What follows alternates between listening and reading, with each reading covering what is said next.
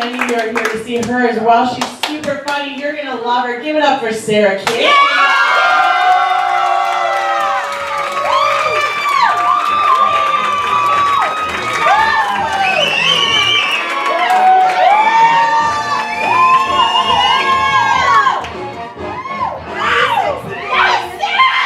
Oh, crap. Y'all are about to learn a lot about me. Alright, so yeah, great. My name is Sarah King. I'm going through a transitional point in my life right now. That's millennial speak for I was living in Washington, D.C. until my boyfriend asked for a cat and an engagement, so I moved back in with my parents. I'm going to break down, but I'm totally okay now. Yeah, no, it's great though. I actually really love living with my parents. My mom is my soulmate. She's my best friend. I love her so much. She is a total wackadoodle. She's totally bonkers. And I say that because I mean, like, her reactions to things are like super inappropriate. You know, like we were watching the Winter Olympics and we were watching like the ice dancing, which apparently this is what ice dancing looks like. We were watching the ice dancing and somebody fell down and she was like, "Oh no!" No, these people were from like Uzbekistan. Like she didn't even fucking know what these people were doing. Another example is we went to go see Lady Bird because that was like super appropriate for like mother and daughter thing, and we were watching the previews and a big R-rated screen came up, so you know, like a red band trailer, so it was bright red and it said R, and my mom goes, "Ooh!"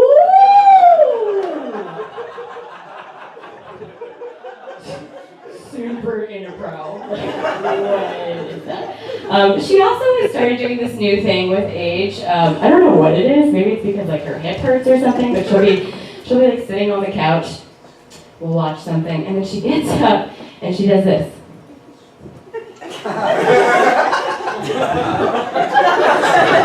It's like a Charlie Chaplin pig walk. Like, what is that? I don't know if it's for like comedic effect or like what, but she does that. It's fun. My mom and I have recently taken our relationship to the next level, which is a super creepy sentence. I'm single, by the way, so.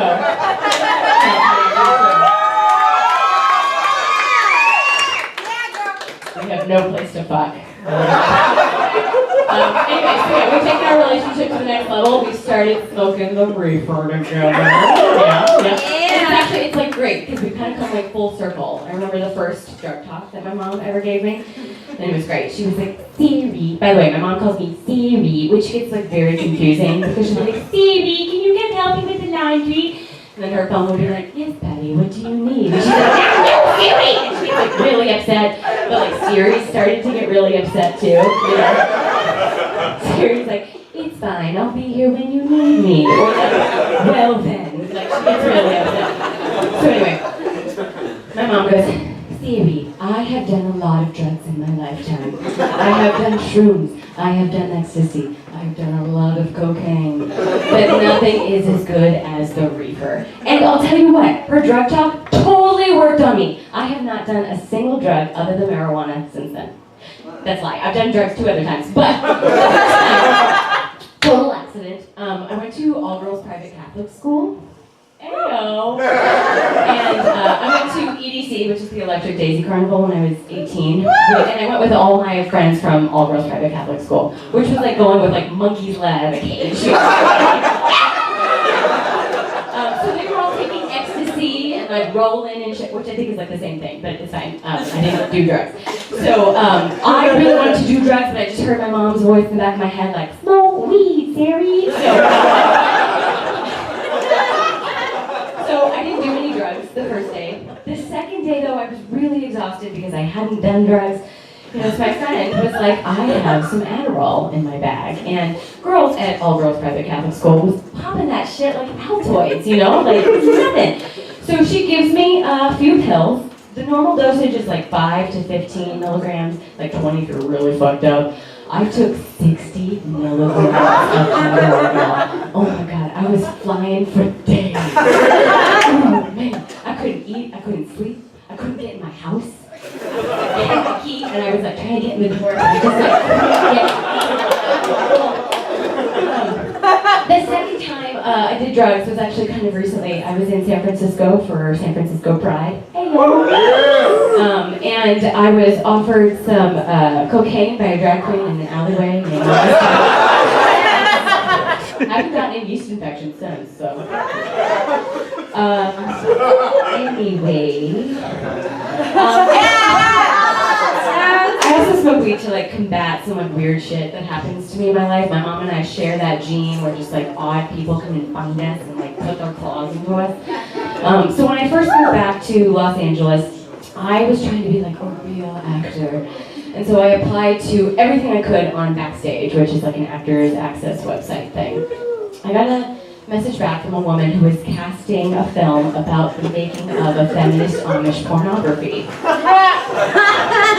And she said, do you want to be an extra in my film? And I said, yes, I would love to. She said, do you want to be a background extra or do you want to be like a porn star extra? And I was like, porn star, duh. So they dressed me up in this like see-through shirt. They put like twine around my tits. I had these like high socks, a nice high slit. It was sexy, y'all.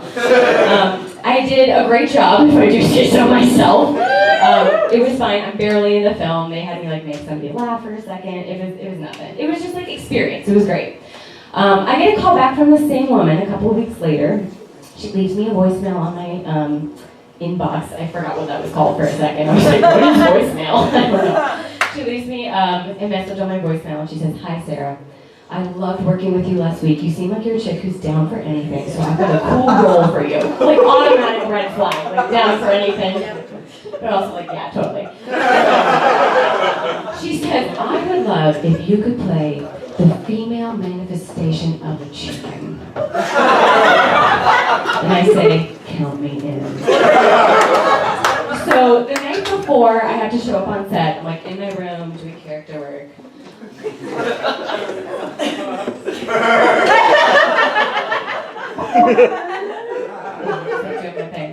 I get a text message from the costume director and she's like, hey, would you be comfortable wearing this? And she sends me a picture of like, you know those bras that you wear to prom that sort of look like chicken cutlets, for lack of a better phrase. I'm just like two and I said, yeah, of course, I'd be comfortable wearing that. That seems totally fine and like normal, whatever. She asked me for my other measurements, I give them to her. I show up on set the next day and there are chickens everywhere and stars in my eyes. Here I am. So I show up on set, I'm really excited. Somebody comes up and asks me, do you have any tattoos? And I was like, yeah, I do. I've got one on my back. She goes, great, we're gonna have to cover that up. And I was like, that's a little weird. But I like let it go because I'm just like, I'm a star, things are happening. Then they have me sign a nudity contract. And they say, you won't be naked, but we're gonna make you look like you're naked. And I'm like, great, because I'm too busy writing like my Oscar speech, you know? So then all of a sudden, like, things are happening. They're like, we need the chicken lady on set! And so like, they put on the chicken cutlets, they put on these little nude booty shorts, which if you haven't asked, you know that booty shorts are not a real thing. They're like booty thongs. It's not a thing. So I have on the chicken cutlets, I've got on the new booty shorts, I'm about 40 pounds heavier than I am now, and I'm like waddling down the stairs, completely naked, while these women behind me are like, you're so brave, you're so courageous! And I'm like, I am about to do porn. Totally freaking out. I also find out that this film is really about a man who falls in love with his chicken and then bucks it to death.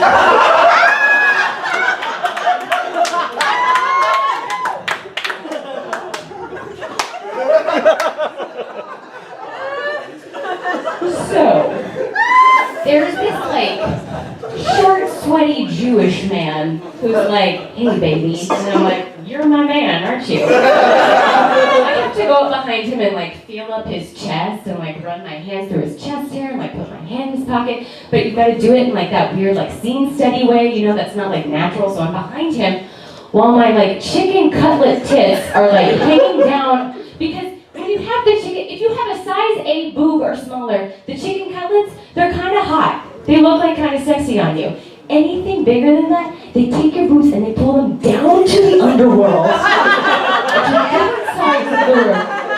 So this man, he's standing here, he's like on his knees right here, and I'm over him, like putting my hands around his back while my tits are like.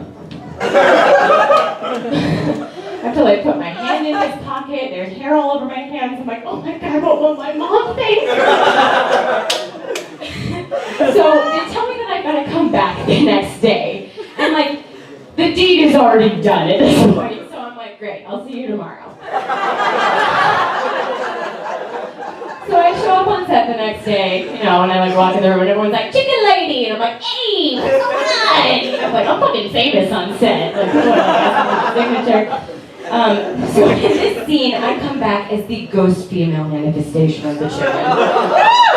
He's already fucked me to death with this.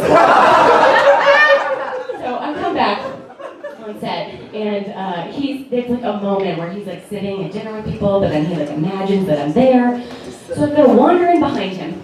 So I walk in behind him, and they like whisper something in his ear. You won't know what you're gonna say. So I go behind him, and I put my hands through his like sweaty, curly chest hair. And I'm like, I miss you. I wish you hadn't killed me.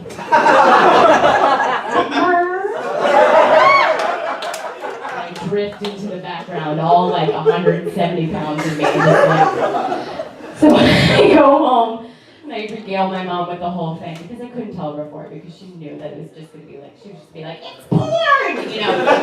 So I said, Mom, I have done something. I appeared mostly naked in a film where I had to sign a contract about nudity, but it's about chickens. I don't know, I feel like I did chicken porn. And she goes, Siri, chicken porn! And her mom goes,